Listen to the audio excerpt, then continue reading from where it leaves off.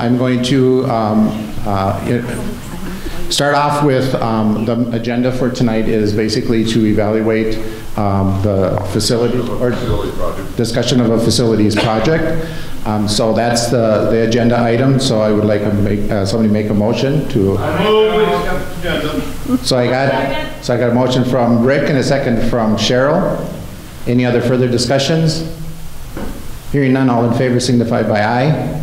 Aye. Opposed, same sign, and carried. Thank you.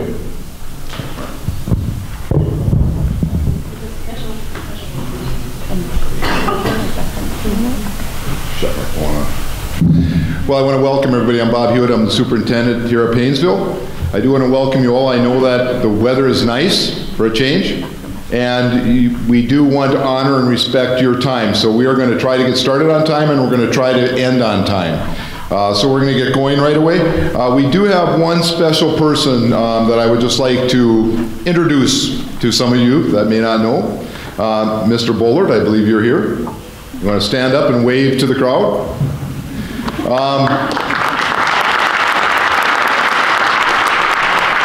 Just so you know, you got more applause than I did. So, Matt, as many of you know, and some may not know, is starting as a superintendent here on July 1st. He's also a community member. He already lives in the Paynesville community, so we just want to welcome him here, and we're grateful that he came here with his expertise tonight. So with that, we're going to get started. Again, this is a community meeting, and we're thankful for you taking your time today to be here. And why we're here. I get to use a laser pointer. Okay, why we're here is for two real reasons. One is to present a proposal for the facility project itself, so we're going to present that to all of you. For some of you, you've seen parts of it. For some of you, you haven't seen any of it. But we're here to present the project. And it was put together by the Facilities Committee.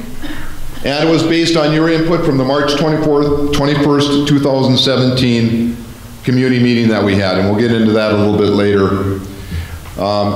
Another piece, the second piece really, is to gather information from you so that you can guide us on this project. So we're going to present the project, and then we're going to ask for your input on what you think is good about the project, what you don't like about the project, what you would change about the project. And that could include saying we should do no project. So we're going to gather information off of your input. The meeting format for this evening, and I just want to be clear, is that we're going to present. So unfortunately, this is going to be the half of the meeting where we talk, you listen. So we're going to present it. We're going to do it within 90 minutes. And I'm going to have to do it this way because I can't seem to sit still.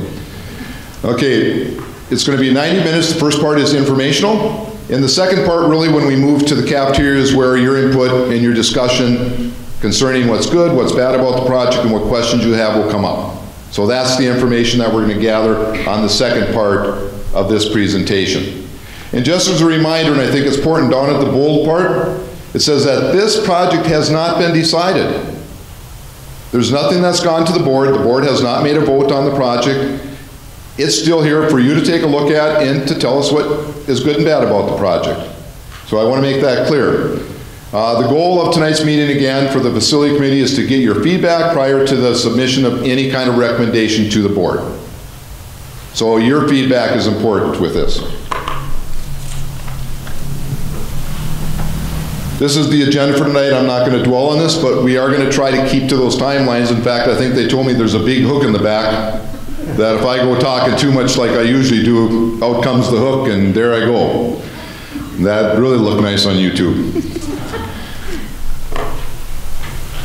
The background for tonight. Referendum, we get our money really in two main ways. We get state aid. You pay your taxes, that's still part of it comes to us. But there's also a referendum. And a while back, in fact, it was in 2012, you passed a referendum, which allowed us to get additional money. So we get state aid and we get money from the referendum. So in 2012, you passed a $723 referendum, and it's for 10 years.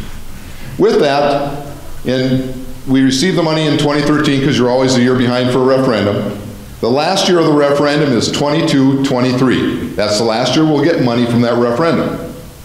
Now you can imagine what will happen there if we don't do something to replace it. I think when we first did the referendum way back when, I think I would have had to cut $400,000 off the budget. And it would be more now because nothing has gone down in price. Okay, so the last year of the current referendum is 22-23. We could renew at 724. The state, at the time that we did this, the state did not allow us to do anything other than an approved referendum. But now they do allow us to go up to $724, even without community approval. Now the board would have to okay that. So even though it's possible they may decide not to do that, I think that's something that will come up at another date. But the important piece of this is that you need to understand that depending on state funding, we're most likely going to have to go back to the community for another referendum. And it depends on state funding, it depends on salary increases, it depends on inflation, it depends on cost increases of when that will happen. If the state gives us good increases every year, then we push back the date that we would have to go to the community for a referendum. Everybody understands that? So right now, on my conservative estimates, and believe me, I am conservative, it looks to me like we might have to go back in 2021. But if we get more state money, that could be pushed back years. But it's all dependent upon that. I think we should define the referendum as the operating referendum that runs the school. Okay, yeah, the operating referendum. The referendum and the state aid really is what gives us the dollars to pay for everything. Salaries, everything that we pay for. We get additional money for capital type of things, but that's for building, that's for repairing things. That's more of the solid type of stuff that we purchase. Now this particular piece is really a comparison between our district and surrounding districts. It tells you what we currently get. Now they revamp things. You're going to look at, get this, I went back. It says 763 and you're going, well, didn't you just tell me that it was 724 or 723? And it was 723, but the state in its wisdom revamped their formulas. And when they did that, it turned our 723 into 763. All right, but it is a comparison. As you can see, we're just kind of in the middle of the pack for surrounding districts. We're not on the high end, we're not on the low end, but we are kind of, all of these in this group are pretty close together. And those are our surrounding districts. This will be on the website, so if you want to take more of a look, you'll be able to do that. You can just pull up the presentation and stop it on that slide. You'll be able to take more of a look at this. Then along came November 14th, and we had two questions that we asked the community to pass. The first question was for $2,030,000 just to repair things.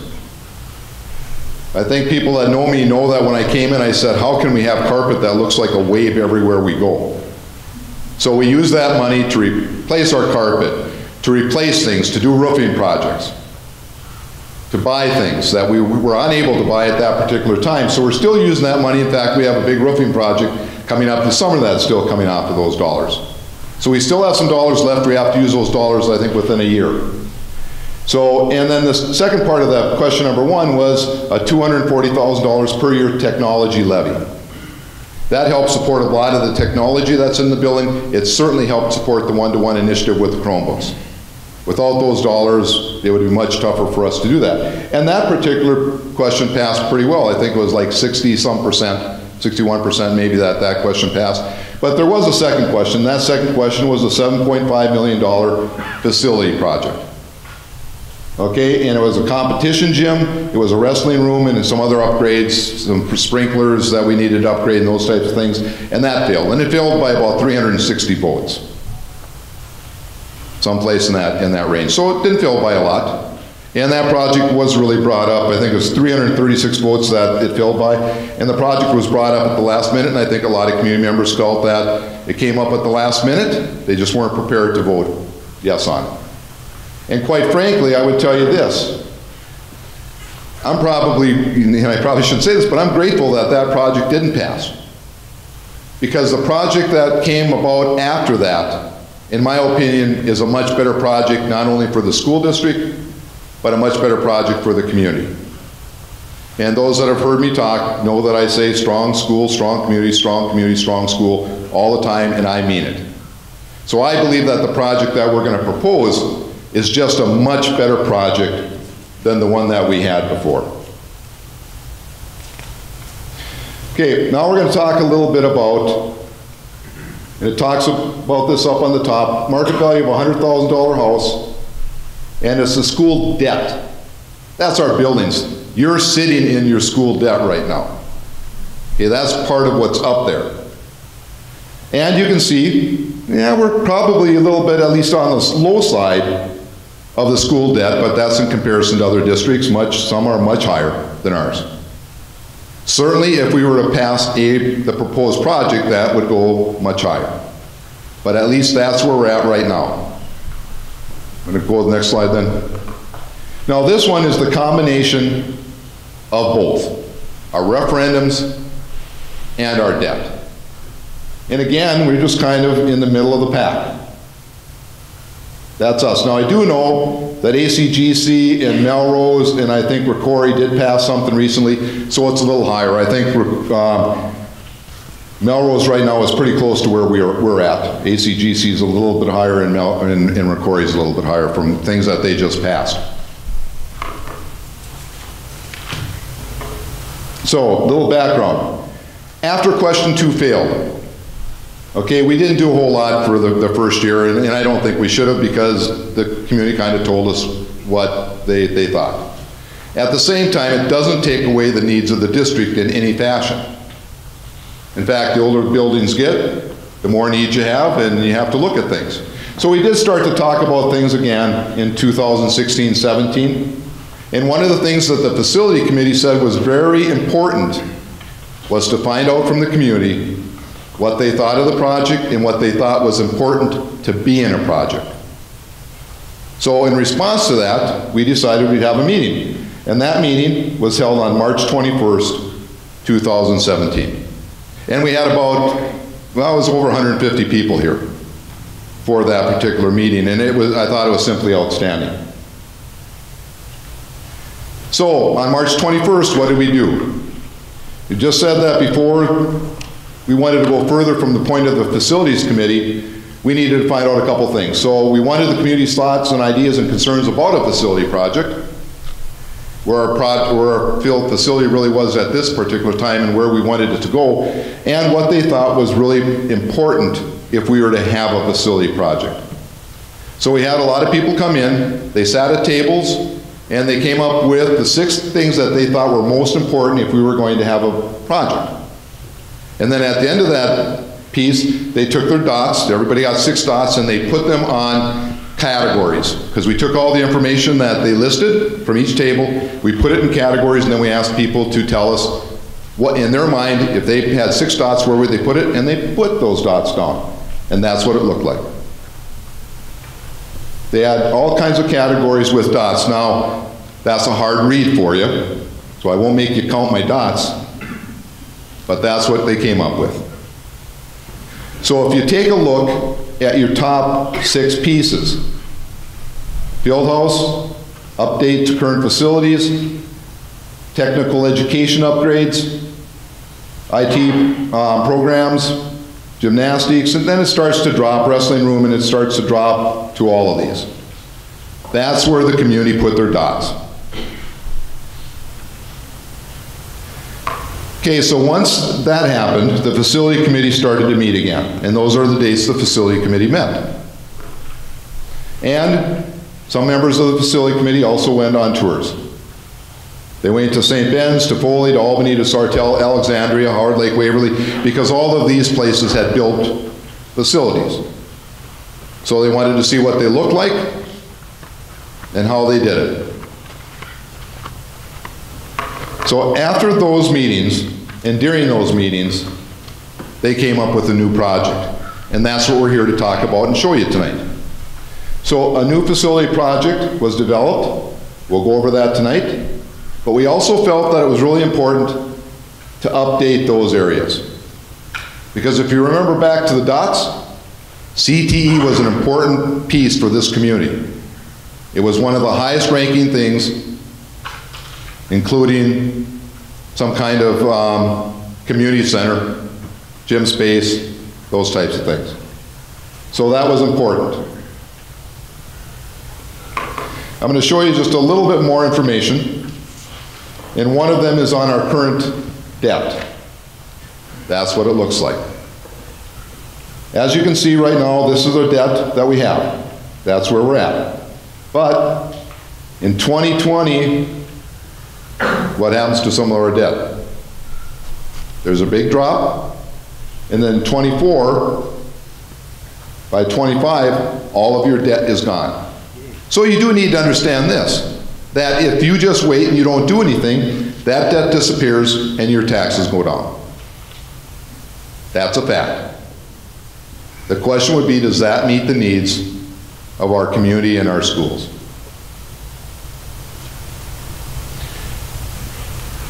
You want to slide to the next one?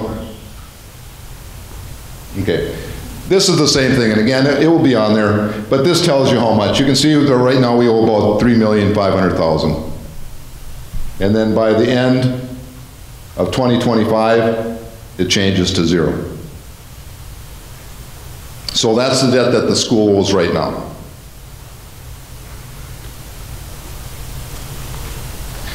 Now this is always an important part because you want to know how much it's going to affect you if we pass a project. This kind of tells you way up on here what you're looking at. We made just a projection as if we voted in 2019. I could have picked other dates, so I just picked that one. It was kind of the middle of the road, but it did have an impact on some things because these numbers don't match because there's some interest attached. You don't have to worry about that right now. Just worry about these. This is a $7.5 million project, up to 10, up to 15. And this is the tax impact it has on you. And I'm just going to spend most of our attention over here because if we go to where we think this project is going to cost, which we believe it'll be around the $10 million figure. If we do everything that we think we want to do, it's going to be in that ball rate. But we can't give you an exact thing because right now we don't know what this project is going to be completely.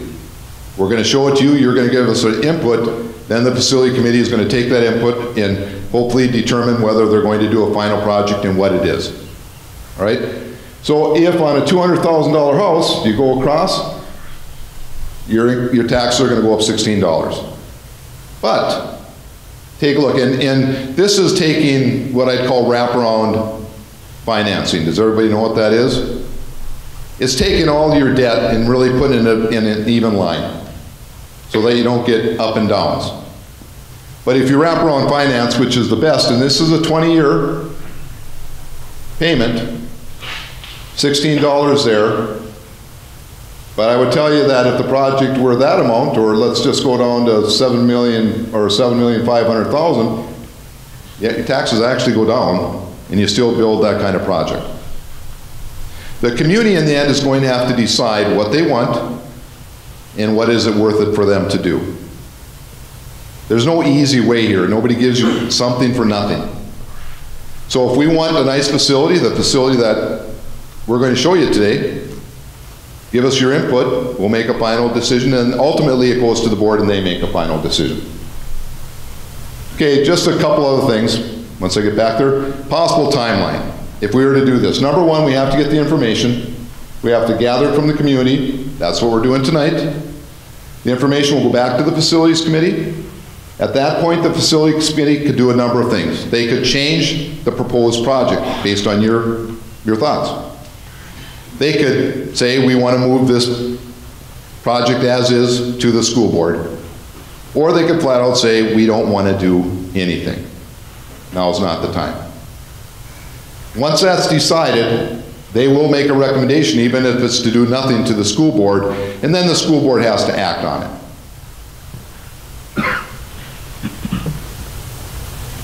So timelines. The board could, or the facilities committee could make the recommendation to the board, and the board could act on it right away. Just kind of depends. So they could approve the project and they could decide to go to a vote. If they do that, they need to decide when. Their options are up there. They could go on November 6th. But I would tell you that's going to be a really tight timeline if they were to do that.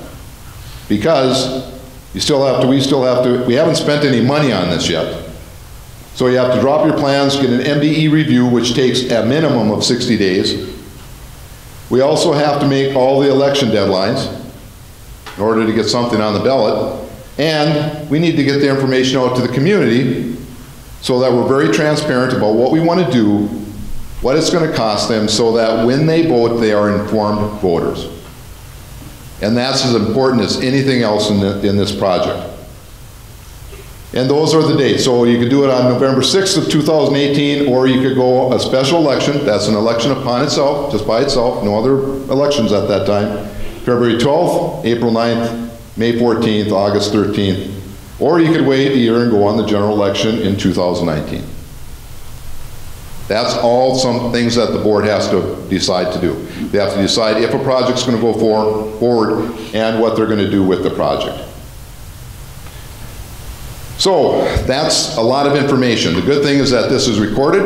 You can take a look at all those diagrams I put up there, and you can take your time with that.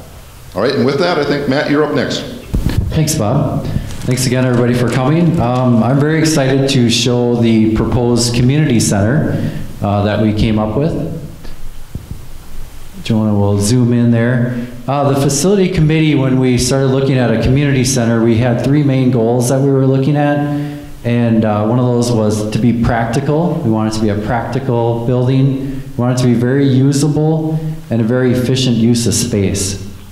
So what we came up with is a 300 by 130 foot steel, pre-engineered steel building. So with that, I'll give you kind of a little tour of it. You all entered in door number 1 for the auditorium, and that is right down by the cursor there.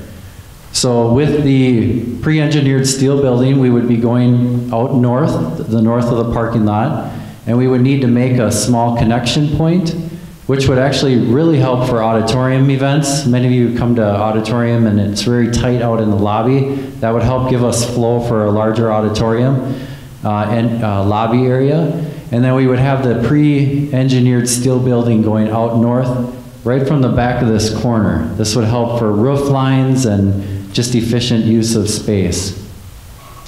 So in that, the new main entry to our building, the new door 1, would be now facing west, so business 23, right out here. So it'd be literally right out the back of here. And then this is where the Career Exploration and Training Center would be, and that'll be talked about next. So that would be attached to this building. So what I'm going to talk about now, though, is the community center. And I use the term community center because that's really what this is. This is going to be a multi-use community center. And I've been here 19 years, and since I've been here, the state design team has come, we've had meetings here, and community center has been talked about, I bet, all those 19 years.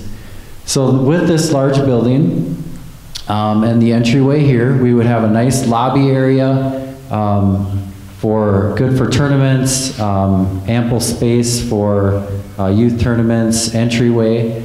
And when you come into the main community center area, there would be a viewing windows here, and then we're going to come in to the main structure. Before I jump in there, though, we would propose to move the community ed offices down here to really push for access to all of our community members throughout the day.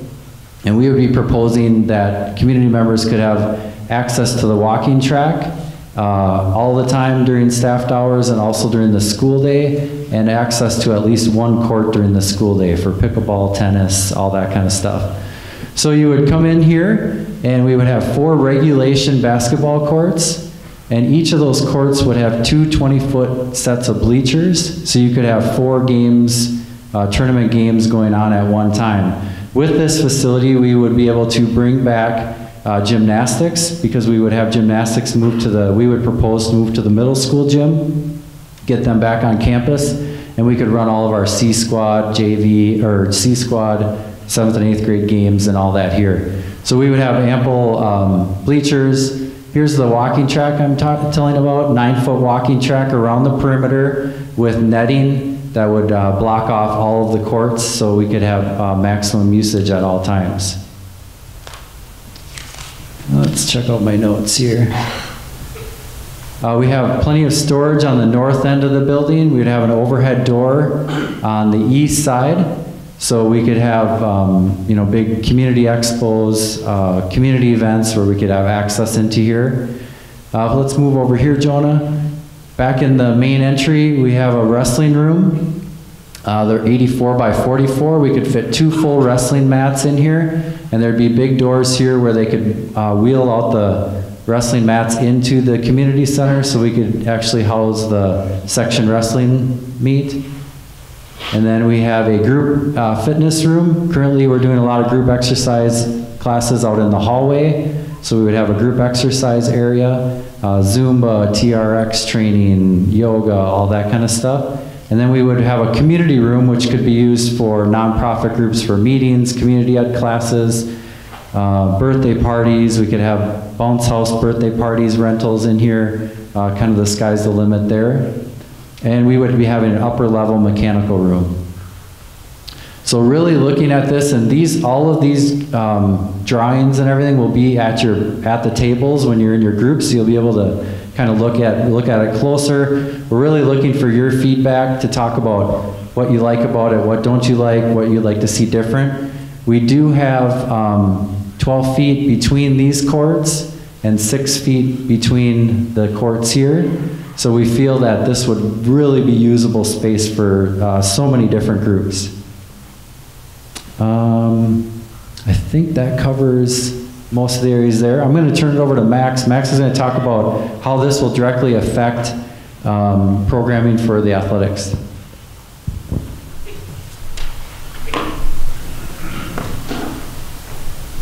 Yeah, so generally speaking for the athletics, how this is going to impact us is that for the athletic teams, Matt and I have looked at diagrams of our practices and our schedules. We really believe that we would be able to completely eliminate the need for late practices for varsity sports. The increased number of hoops would be greatly benefited for our basketball program as well as courts for volleyball. We would be able to move gymnastics back on campus. The main reason in putting them in the middle school gym as opposed to this facility is security and safety, so that while that equipment is set up, we can lock it so kids don't have access to be able to get on equipment, which can be dangerous without supervision. For those of you involved in gymnastics, you know, currently they have to take down and set up equipment on a weekly basis, as well as, I mean, the facility is great because we need it that we use, but it's not ideal. The parking situation isn't fantastic either in the winter time. So we would be able to move gymnastics back on campus. The new wrestling room would,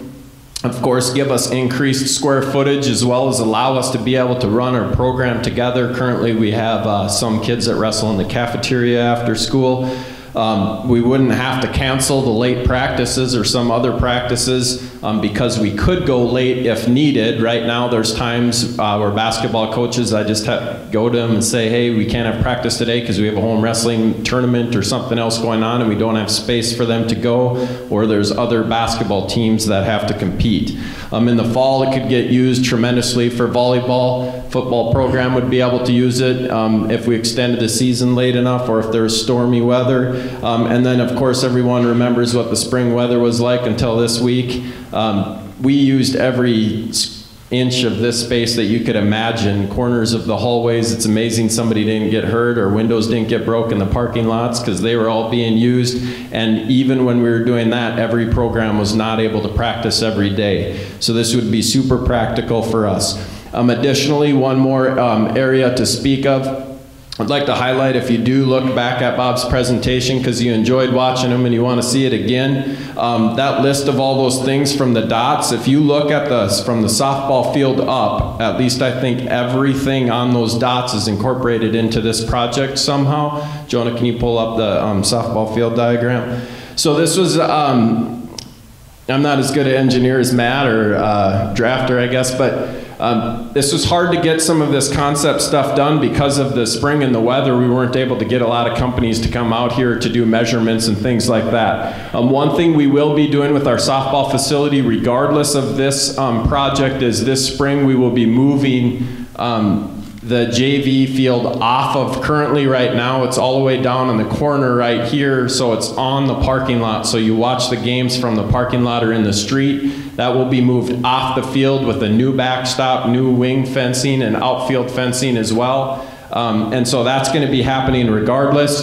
Additionally, and again, these are ideas, and if you, when you take your exit survey, if you have interest and you want to give input on the softball facilities, please put your information down and we'll make sure to keep you in the loop. We believe that we need to get something for concessions and bathrooms somewhere on the facility, an entrance point, as well as some storage area and a grandstand area, press box for the facilities. So that is just a basic diagram of potential just to get conversation started from the softball. Again, this diagram as well as all the other ones will be at your tables for you. So. Hello, I'm Mike Gunther. I am the Career and Technical Education Instructor, one of the instructors here at Paynesville High School. And the diagram you see up there is of the Career and Exploration and Training Center. Some of the benefits I want to kind of cover, some of the things that we're going to gain by having a new facility like this. First off, the new facility's location is going to be attached to the community center, which is going to be great because right now students have to walk across the parking lot, down the road to get to my building they're in now, and it's kind of a bad deal. There's bad weather in Minnesota the way it is. Rain, snow, sleet, hail, you know, it's kind of like the mailman, I don't know. But it's gonna be nice, it'll be attached, that'll be great, so they have to walk. It's more for student safety too, they don't have to be walking outside, there's less chance of anything happening. They're kept within the building all day. Plus more instructional time because they lose time to walk down there and walk back, get from class and stuff like that. The new facility will enable the students to make the best use of the equipment with taller roof line. Right now our current facility has lower roof lines and we use hoists every day for working on equipment, working on cars. And the roof being low actually becomes a problem where cars are going to hit the ceiling if you're not being careful. So a taller roof line in this new Exploration Center will give us a chance to fully utilize the hoists and the equipment that we actually have for use. Shop layout will be an open design that will improve supervision capabilities, making our program safer for our students. Right now our curtain shop is in different areas. There's like a main shop and a lower shop and a classroom. There's a lot of walls, and with one instructor it can be hard with supervision sometimes to actually watch and see what the kids are doing at all times, where the new shop, new facility is an open floor plan where you can stand just about anywhere in there and see whatever is going on in the shop at all times, which is great for supervision and safety's sake too. If something's going on that's unsafe, the instructor can be there to take care of that problem as it happens. The new area will provide more room around the student projects also. We won't be so crowded like right now in our current project area. We are pretty crowded. You have to go through a small doorway within the doorways just to get to where you're going and moving things around. It gets really crowded in there.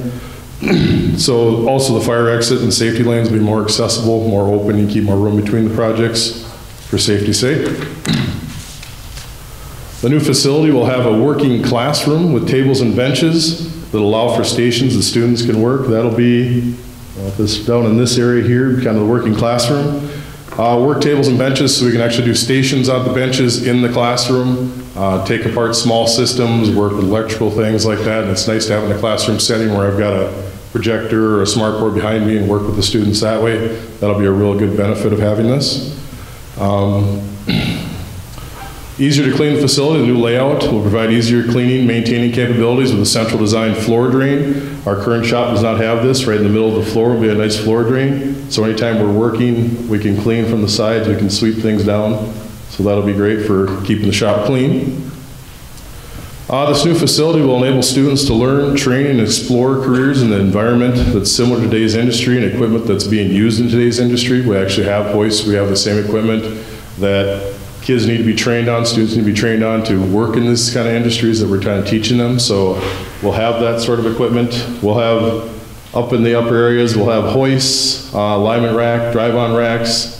Down in the lower area here, we'll probably have a nice little area for small engines, things like that, and small hoists for like ATVs, lawnmowers, that sort of thing. Then we have a big project area in here where hopefully future expansion, a new facility provide areas for curriculum enhancement through things like adding maybe new programs, maybe adding some diesel technology programs, some auto body, machinists, different kind of things like that. So it leaves open our possibilities of having enough room in the shop to do all the things we kind of want to do to expand our curriculum in the future. Thank you. All right, good evening. My name is Greg Kapser, and I teach woods and welding here at the high school. So we're not looking at building a new facility. We're more so looking at just revamping what we have or currently have. So currently we have 2 wood shops. So we have the high school wood shop, and this is currently the middle school wood shop. So what we're going to do, we're proposing, is to combine those 2 shops. So for 2 reasons. So reason number 1, we'd run the program a little more efficiently. We wouldn't have to maintain 2 shops. We'd have everything located up there in a central position. And secondly, this area would open up for Natalie, and she'd have an area for her egg lab. So Natalie will talk about that next. So in our current wood shop, just a little bit of structurally what we want to do. First, we'd like to add a overhead door in the back. Currently, we just have a double door that opens up. It's 6 feet wide. Standard height doesn't allow us a lot of space to bring projects in and out. So by opening up that, it would allow us to bring in bigger projects, possibly for even our intro to construction. We could build our sheds inside, bring them out like Matt said, that with a spring like this, it's nice because we can build them inside instead of dealing with the weather. You know, sports is inside, and so we can do that also. So we get an overhead door, and then also in the front of the classroom right now, we have 3 storage rooms. And with the addition of the middle school students coming in, we'd look at removing those so we could have more tables, and also some more room for future or new equipment that we'd like to purchase. So after we remove those, we'd have some tables. We'd get more tables, obviously, for the students. We'd still have storage space for all of our projects along this wall right here, so nothing would change there. And then we'd also be looking at getting some new equipment, maybe like a CNC router table, and then even like an engraver, so that gets kids exposed to programming things out, kind of like robotics and stuff like that. So that would be what we would do with our wood shop, just kind of update what we have, not a new building, but just update and kind of make it more user-friendly and let the students exceed. Our welding shop, once again, will not change location. It'll still be in the current location. We're not going to build a new one. We would just like to update that one too and expose our students to some new innovative equipment. One thing we'd like to do though is add some more welders. So currently we have 5 welders here along this wall, or 5 welding bays. We'd like to increase that to possibly 3 on this wall and then over here as well. But we'd have to add some ventilation. So we'd update our ventilation, and then we'd also run ventilation all the way along this end here. So we'd have ventilation kind of in an L shape. Also with the ventilation running over here, we'd be able to add a CNC plasma table, which lets students exposed to the CNC programming. And then we'd also be able to add like a piranha metal worker over in this area also. So we're just looking at updating our equipment per se, and there's a list of those on the slides or the PowerPoint. Nothing new structurally, no new buildings or anything like that, just update our program so students are best prepared to get out to industry or also for schooling or whatever they decide to do in the future. Natalie Utch, and I'm the egg teacher and multiple other classes I teach. The project for the egg department and the egg lab is I'm going to be losing space. If you go to the map right here, this is currently my office, and then this is currently my plant and my animal room, storage room type thing. So the idea is that these would possibly become a tool room or tank storage. So I would be losing that space that I use for lab work and whatnot. Then there's a door that connects the old, this would be like the old middle school shop, wood shop. There's a door already existing connecting that. So I would just acquire this space here as an egg lab. So I would have lab tables and stools set up so that students could do, whether it was a dissection or a feed lab or floral design work here. because in this room I would have constantly classes coming in throughout the day. And so if you had a lot of materials set out, you'd have to constantly be taking it up and down depending on the class. So this lab space would allow for multiple day projects to go on. And then if you zoom in on the far left,